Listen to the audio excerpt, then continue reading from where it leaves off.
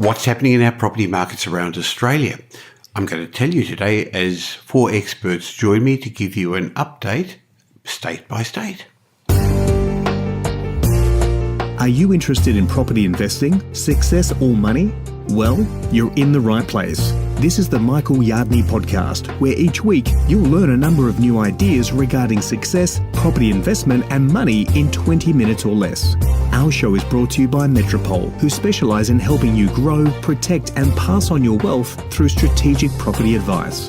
Now here's your host, Michael Yardney, who has once again been voted Australia's leading property investment advisor.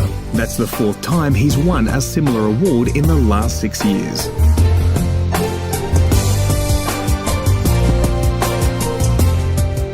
What are our property markets up to? Now, that's probably the most common question I'm asked at the moment. Well, the scorecard's in, and clearly our property markets have peaked in September last year. And while the boom's over, we're in for a benign correction. Some areas are still growing nicely, others are slowing down. And for most of our capital cities, I believe we're going to end up with values higher at the end of the year than we started. But today I'm joined by 4 experts as we go around state by state, as well as discussing a bit about what's happening in some of Australia's regional markets. So welcome to this week's episode of the Michael Yardney podcast.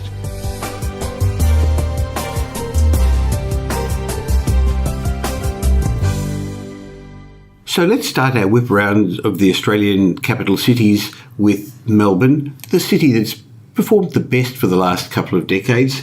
And to discuss what's happening in Melbourne, my first guest is Kate Forbes, National Director of Metropole Property Strategists. Welcome, Kate. Thank you, Michael. It's great to be here. So how's the Melbourne property market going? Well, it's actually going pretty well, and at the risk of sounding a little bit like a stuck record every time we have these chats, it's consistently performing very well. It's probably not the best capital city performance in Australia. That prize probably goes to Hobart at the moment, but on a consistent basis, and as you said, certainly over the last decade and even longer, it has been the best performer. Well, we'll get around the other capital cities in the regional area, so I will mention Hobart in a short while. But clearly we've moved to the next phase of the cycle. We're not getting double-digit growth. What do you see ahead for the Melbourne property market? Much the same as we have been seeing, but not to the levels that we've been seeing. So capital growth will continue, but not the double-digit figures that we've been seeing. The fundamentals are still very strong. The fundamentals including jobs growth. We've got lots of jobs being created and the lowest jobless growth for a while, but migration is doing very well as well. And we're in the middle of a population boom. It's mostly overseas arrivals heading into our biggest cities, and that being Melbourne and Sydney. But Melbourne's taking the lion's share of that. And as we jokingly say, it's not because of the weather. It really is because the economic activity here, creating jobs and people coming from overseas, and 55% of our population growth is immigration. People coming from overseas are coming for jobs and with skills, and they don't buy property straight away in the short term. They rent until they work out what's going on, but they're creating a significant demand for housing. How's supply coping? We've pretty much seen the peak of supply, and that's going to dwindle off from here as less investors are able to obtain finance. That's a local condition. It's also something that the international investors are facing, and that's where it's still attractive for them to get into the market here. And these days, it's much less attractive. So with much less ability for investors to get into the market, we're going to see it become increasingly difficult for the developments to start and get off the ground. And that will place a bit of a cap on supply and slow down that area.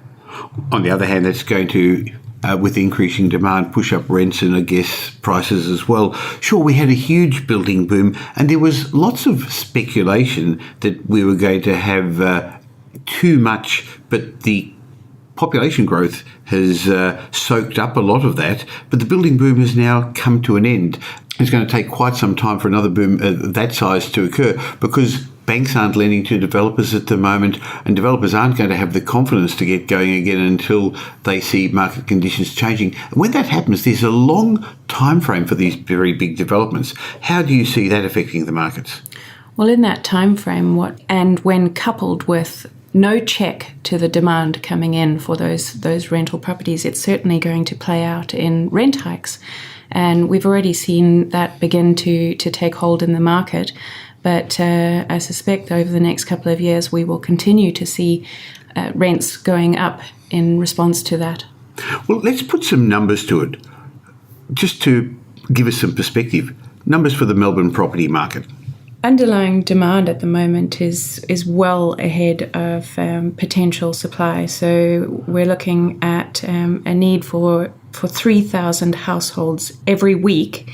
But at the moment, we're 4,713 fewer homes approved this year than last year. That's a staggering number. 3,000 new households being formed a week in Victoria just because of the population growth and the fact that there's slightly smaller households, people living longer in 1 and 2 people households.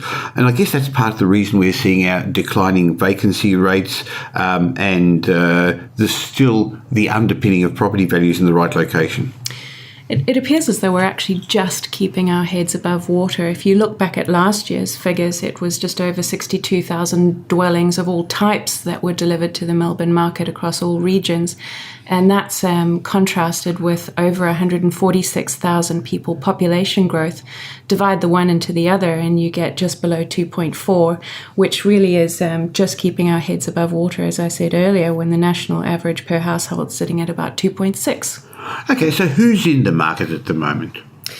Well, in terms of rentals, we're looking at obviously your locals, your first home buyers who aren't yet able to get into the market. There's migrants, and they form a very big part because it takes them a while to build up the ability to get into the market.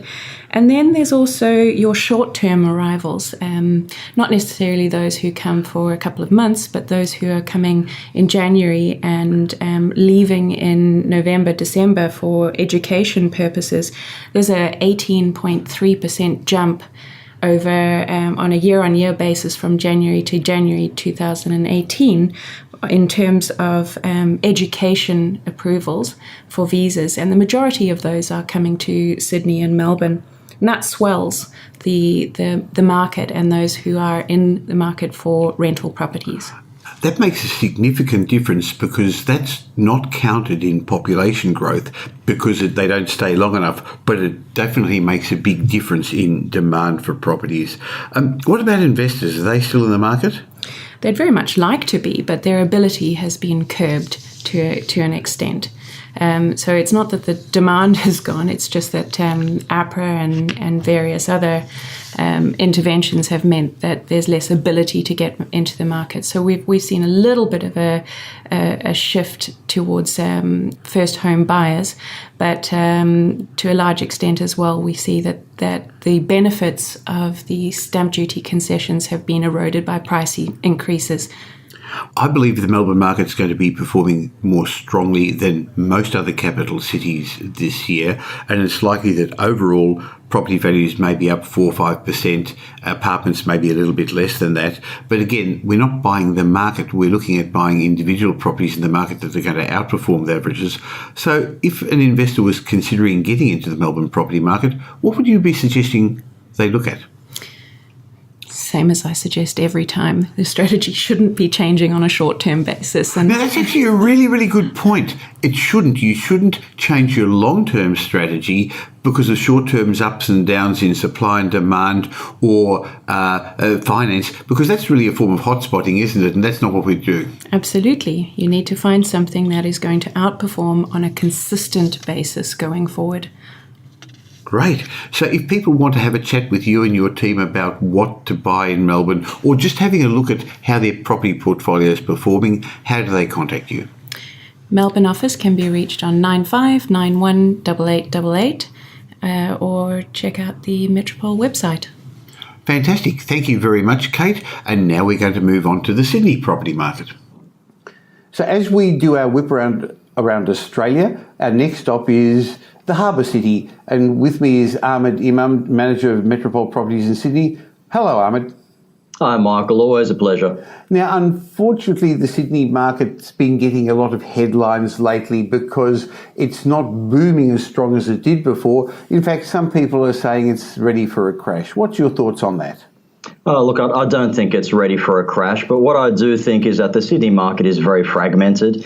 What we need to focus on are the key local economic growth drivers that really do separate different areas of Sydney that does make it fragmented. So I'm talking about things like population growth and migration and jobs growth and unemployment, wages growth. So there's some of the things that I'd like us to discuss today, Michael, if that's okay. Sure. Well, the population growth's been underpinning the Sydney market for a while, and I agree with you, that's very likely to be one of the factors that's going to stop any greater further drop. What's happening to population growth in Sydney? Michael, we can't build dwellings fast enough to accommodate the population growth and migration in Sydney, and the record migration is due to continue as well. So we've got current population as of 2017 of a little over 5 million, making us a global city, and that's a growth of about 6,800 people per month, which is huge. It took 30 years for Sydney's population to increase from 3 million to 4 million, and it took only another 16 years to reach its next million. So the current growth rate is about 1.7% per year, which is about 8.5% over the next 5 years. And the projected population growth, Michael, is 1.6 million over the next 20 years. So that means that's 5.9 million by 2028 and 6.7 million by 2038. So we're certainly seeing a lot of strong growth in terms of population. And they've got to live somewhere, and as opposed to Queensland, Brisbane, which can build from the Sunshine Coast to Coolangatta, or Melbourne that can spread out, Sydney is pretty landlocked now, so the only way it can move is up. And so in many ways, Sydney has become a global city before Melbourne and the other big capital cities, and more people are used to living in apartments at the moment. But you're creating close to 2,200 new households a week from those figures you told me. How many houses are you building? How many new dwellings are you building? Look, we've got new supply of about 1,240 per week. And what that means is we've got new household supply balance of negative 936 per week. So we've got a clear underlying demand which is well ahead of existing and potential supply. And Sydney will continue to experience a chronic shortage of homes. Okay, clearly that's going to be good for the property markets if you're an owner or an investor. But we talked a minute ago about how the markets are fragmented, but also how infrastructure is going to help underpin the New South Wales economy, leading to continuing population growth. You've got a lot in store at the moment for infrastructure, haven't you? We've got about $80 billion worth of infrastructure spend that's due to happen over the next 5 to 6 years and happening currently. We've got everything from the West Connects project, which is probably the biggest.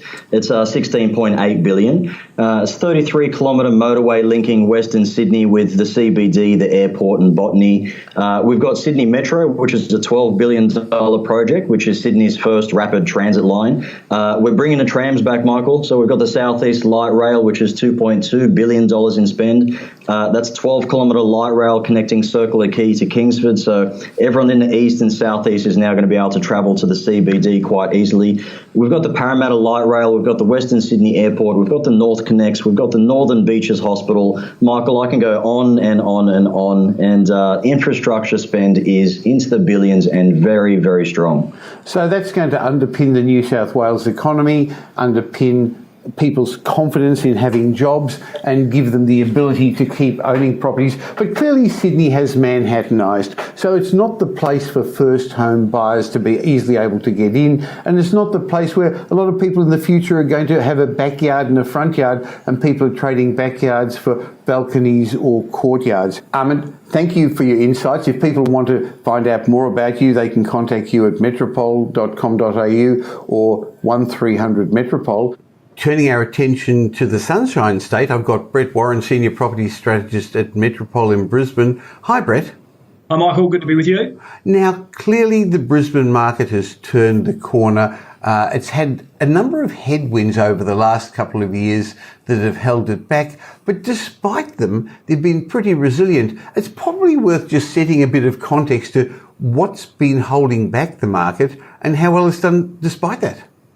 Yeah, look, it's quite interesting. We all hear about the floods, the mining downturn and the GFC, all the bigger things, but there's actually been a number of cyclones. There's been a bit of an exodus of the population after the mining downturn and jobs creation's kind of gone missing. So it's actually been a really challenging decade. We've still performed reasonably well as a state as well, so it's been quite surprising. But it looks like there are better times ahead. What's on the horizon? Why do you think that this resilient market of Brisbane is going to do better in 2018?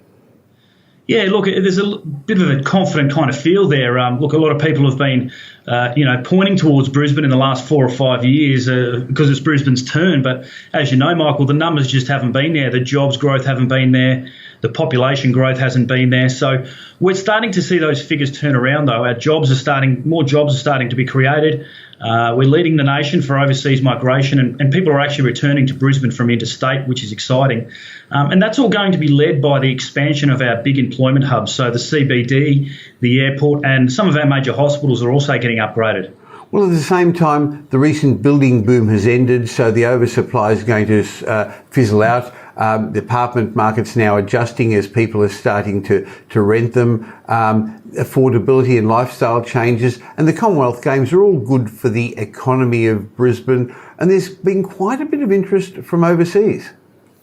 Yeah, look, I've done a fair bit of research on the airport, the second runway at the airport, and there's a number of Chinese airlines that have access and are getting access that have never flown to Brisbane before. So there's 4 or 5 really big provinces in China, and we may see what happened from China, what we saw on the Gold Coast from the Japanese in the 80s and 90s that led that development. So if we can get that injection of tourists to start with, and then they potentially want to stay with their family and education and things like that, that could be a really positive move for Brisbane. Well, we tend to think as property investors, but there's a bigger force in the property markets, home buyers, whether they're the changeover buyers or first home buyers. But at the end of last year, home buyers got back into the market. There was a surge. Yeah, the highest first homeowners in 10 years, Michael. So there was a surge, and as we kind of saw through some of our data, that's actually leading to the upgraders that are actually picking up and moving on to the next level also. And I think that's leading a bit of a revival in the market in the early stages of 2017. And rental yields, even though that's not the main criteria to invest, have been very strong as well. Yeah, look, obviously capital growth hasn't been as strong in other areas, but our rental prices have actually continued to grow.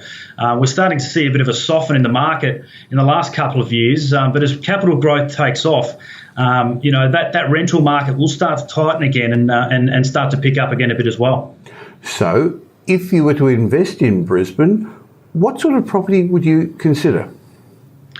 Look, obviously we're getting a huge expansion of our major employment hubs, so I'd want to be fairly close to one of those hubs or midway between a couple of those hubs because that's where the jobs are going to be created, and that's going to create the most demand for housing.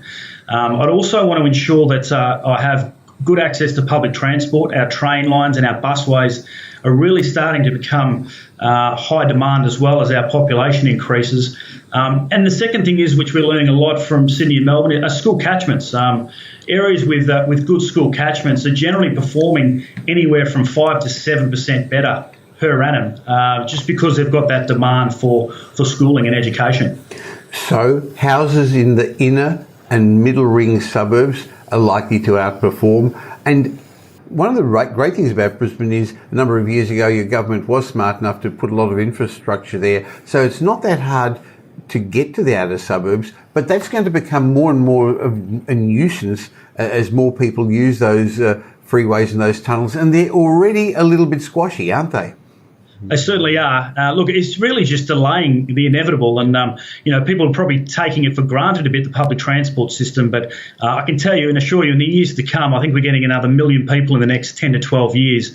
That's another 600,000 or 700,000 cars on the road. So I think, as you said, it will get a lot more squashier, and those areas with good busways and good train lines are going to become very, very important. Right. I think just to finish off, I'd like to ask about other parts of Queensland, and people seem to lump Queensland as all in the one state if you come from other parts of Australia. But what about the markets in regional Queensland or the Sunshine Coast or the Gold Coast? Sunshine Coast and the Gold Coast are actually performing well at the moment because of the tourism. I believe a lot of the baby boomers are also popping up to Queensland to spend some of their money from Sydney and Melbourne that they've made. But that's a short-term thing. The Gold Coast has obviously got the Commonwealth Games, and over the last 2 or 3 years, they've had really good jobs growth and infrastructure and things like that to provide for the Commonwealth Games. But my concern is what happens after that. The Commonwealth Games is a one-off event, so I don't think there's enough dimension to the economy to keep those kinds of numbers, those kinds of jobs ticking over, whereas the larger capital cities like Brisbane do. That makes a lot of sense. So if people want to get in contact with you, metropole.com.au or 1300 Metropole. Thanks for your time, Brett. Thanks, Michael. Good to catch up. Well, that's the big three capital cities, but there's a lot more to the Australian property markets than Melbourne, Sydney and Brisbane. So after the break, I'm going to have a chat with Ken Race about the economic factors affecting our property markets, and I'm going to give you some thoughts about the other big capital cities as well as the regional markets. I'll see you on the other side of the break.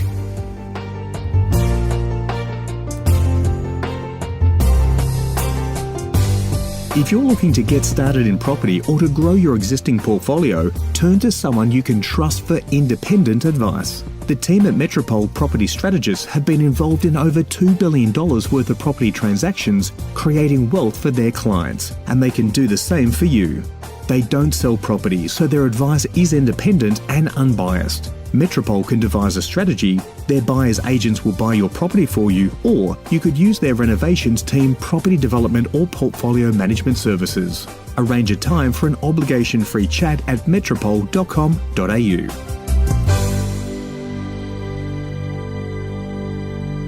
As we work our way around the property markets of Australia, we've got to remember they don't work in isolation. We've got drivers and influences from macroeconomic factors from outside Australia and locally as well. So to discuss those, my next guest is Ken Race, Director of Metropole Wealth Advisory. Welcome, Ken. Thank you, Michael. So we're not operating in isolation. Let's look at the external factors first that are affecting Australia's economy, and then we'll have a bit of a better look at what's happening locally. Yeah. So the world is probably broken into 4 major economic zones. The US, which is doing extremely well. We're seeing China continuing its growth, albeit at slightly lower rates. Southeast Asia is in emerging economies, and particularly the ASEAN countries, which are using more and more of our services. And Europe to a lesser degree, but really that as 1 out of 4 isn't a bad sign that we're still got a lot of growth ahead.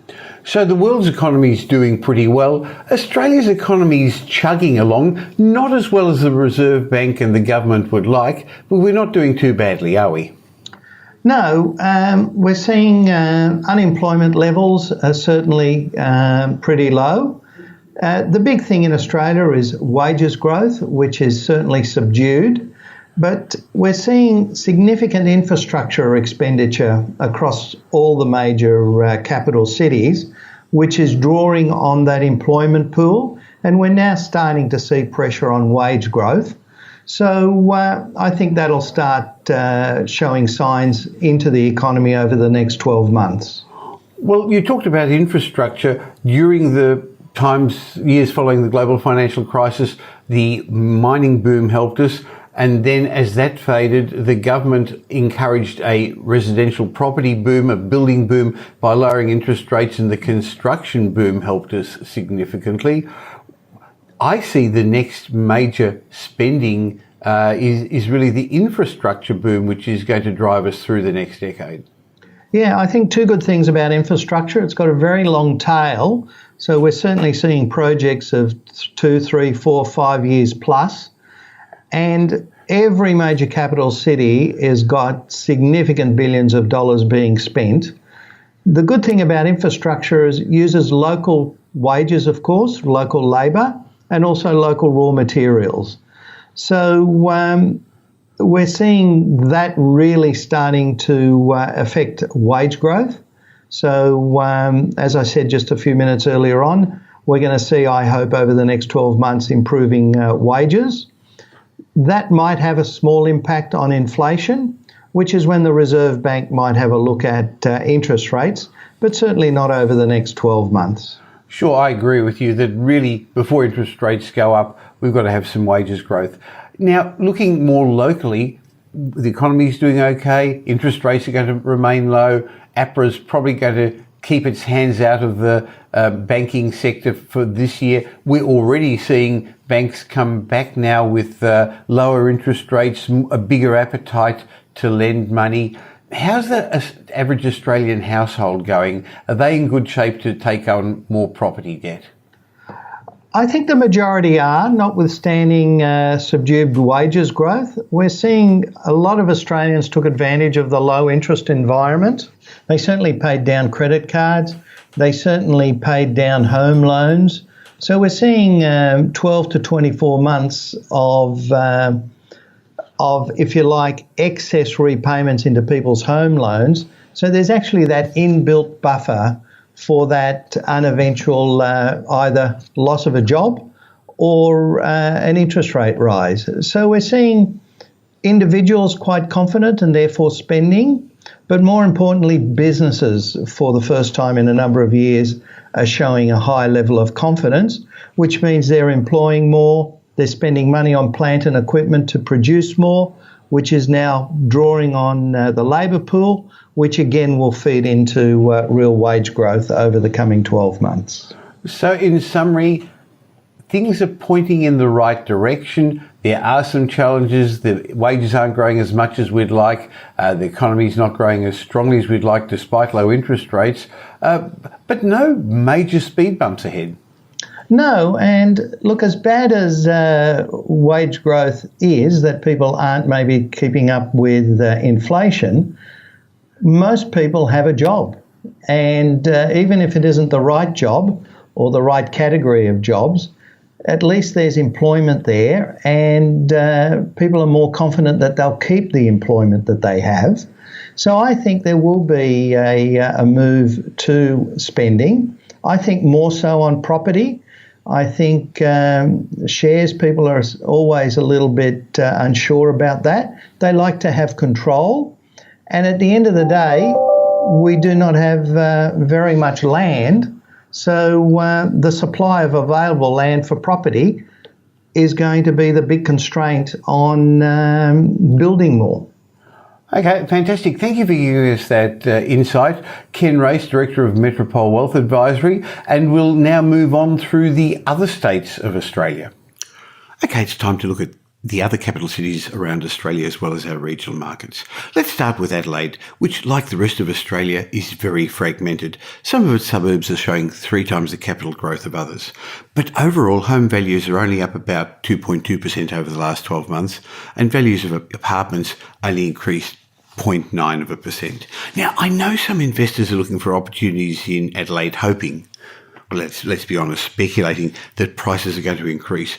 But there are very few growth drivers in Adelaide because Adelaide is experiencing above average unemployment, in fact, poor employment growth. I think there are better opportunities to invest elsewhere because there really aren't many long-term growth drivers in Adelaide.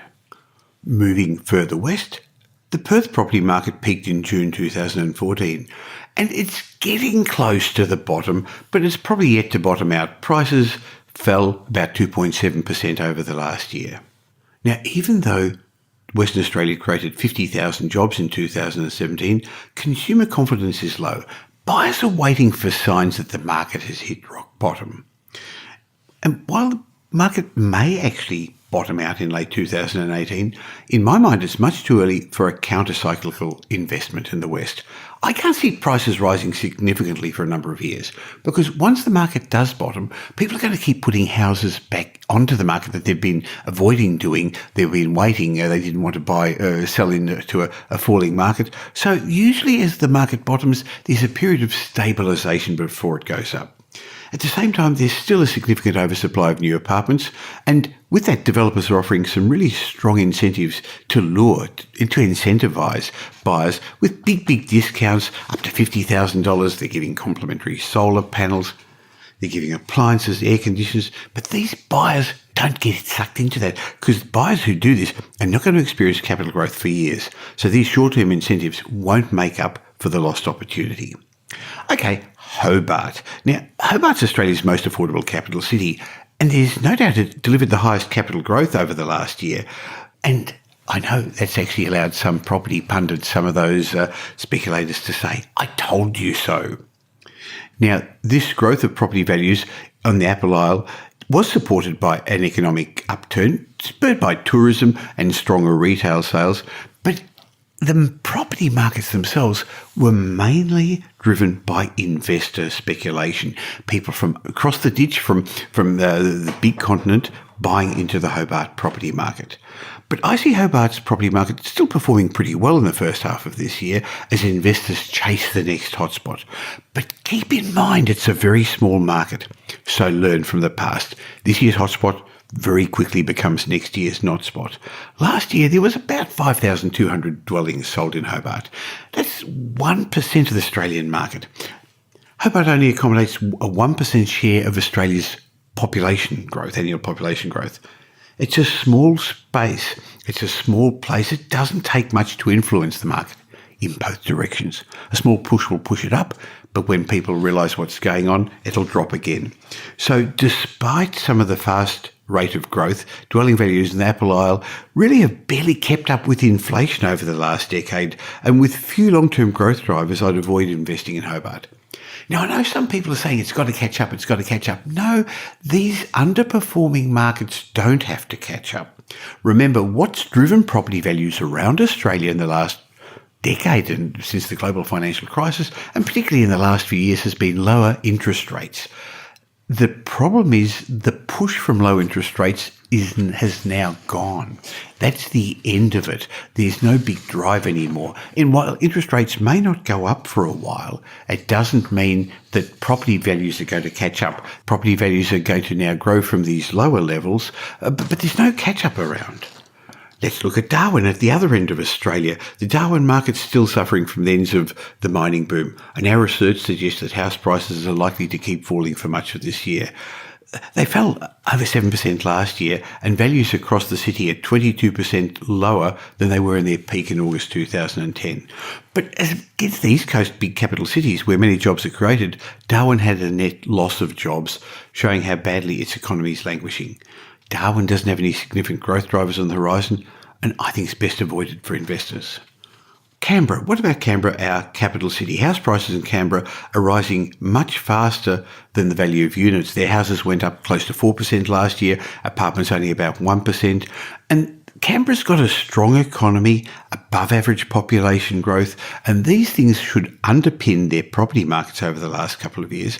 And the Canberra government has predicted ongoing strong population growth of about 6% between now and 2020. The problem for investors is that Canberra has got very high rates of land tax and rates, which means that your outgoings are particularly expensive, and the Canberra government is planning to push them up higher. So I don't have Canberra on my investment radar, because while it's a great place to live, there are too many disincentives for investors, and I think you can put your money better in the big three, or eventually, as the Perth market grows, 4 capital cities of Australia. That leaves us with the regional markets. And I don't often discuss the regional markets in this podcast, which means people email me and say, "Hey, why don't you?" Let me explain that 80% of our economy is in our capital cities. Most of that economy is in our big 4 capital cities. A huge percentage of it is in the big 2 capital cities. Economic growth leads to jobs growth, leads to wages growth, leads to population growth, which causes the requirement for housing. And that's the reason why I believe you should only be investing in the big capital cities. Of course, some regional areas have performed better than some underperforming capital cities. But why fight the trend? In the future, as our economy keeps growing in the service areas, we're no longer a mining country. We're no longer a manufacturing country. We don't live off the sheep's back. More and more people are going to be moving to the capital cities, and that's where most of the migrants are going, and that's where most of the jobs are. In fact, that's where most of the high-paid jobs are. So with that caveat, I would not be looking to invest in regional Australia. Having said that, while most of the capital cities have slowed down in growth over the last little while, the story is very different in larger regional property markets around Australia, with dwelling values holding their own, other than in Western Australia. So last year, the combined regional markets recorded 2.8% growth, and the combined capital cities only recorded 2% growth. That means that overall, some regional areas did much better than the underperforming capital cities. Of course, this doesn't make them a good long-term investment location. I still strongly recommend investing in the capital cities because, as I said, that's where our economic growth is, that's where jobs growth is concentrated, population growth is concentrated. That's where people are going to want to live. Now, I know there are less affordable properties there. Having said that, I would rather own an apartment close to the Melbourne CBD or the Sydney CBD or a good house close to the Brisbane CBD than a large property in a regional area. Again, I don't like fighting the trends. Well, that's it for our national market roundup. I guess what I'm trying to show you is that our property markets are very fragmented. Having said that, there are good times ahead. I believe by the end of the year, we're going to end up having property values in our big capital cities, particularly Melbourne, Sydney and Brisbane, higher than the year started. We're not going to have the double-digit capital growth, but if you've got a well-located property, it'll be worth more and the rents will go up. Remembering, of course, that different sectors of the market will perform differently. So the high end of the market this time round is not going to perform as well. You don't need your $7 million trophy home when your $5 million home in Double Bay or Toorak is going to work really well. On the other hand, at the other end of the spectrum, the lower, more affordable homes are not going to perform as well either because they're the areas where people's wages haven't gone up as much. So the median and upper more expensive properties in our capital cities are going to hold their own and do better because they're the areas where people have got two incomes, where wages are going up because they work in areas where they have higher growth in wages, often the service industries, and they're the areas that are not as tight financially. In the outer suburbs, a lot of the people have taken on excessive debt to buy their homes, and a rising tide lifts all ships. But now as the tide goes out, some of those people are going to get caught out as the value of their homes don't go up much, as the mortgage costs may go up in due course, and as many of them have overcommitted themselves financially, they've gone out to a Harvey Norman or JB Hi-Fi, taken their 3-year interest-free package to furnish their new home, and as that comes out of its interest-free period, they're going to find they're stuck a little bit financially. Thank you for listening to this week's show. There was a lot in it, but I hope it gives you an overview of what's going on in our property market and what's ahead. And I really look forward to having a chat with you again next week. Thanks for listening to this week's episode of the Michael Yardney podcast, which was brought to you by Metropole, who help their clients grow, protect and pass on their wealth through strategic property advice. If you got value from listening to this podcast, please leave us a review and we'll read it out on a future show. Just go to michaelyardneypodcast.com/review and it will take you over to iTunes where you can enter a review and let us know what you think. We'd really appreciate it. If you don't already subscribe on iTunes or on your Android phone, you'll find us there as Michael Yardney Podcast. If you'd like to gain instant access to the show notes or a transcript of the show, head across to michaelyardneypodcast.com. Watch out for our show next week. You learn some new ideas about property investment, success and money in around 20 minutes.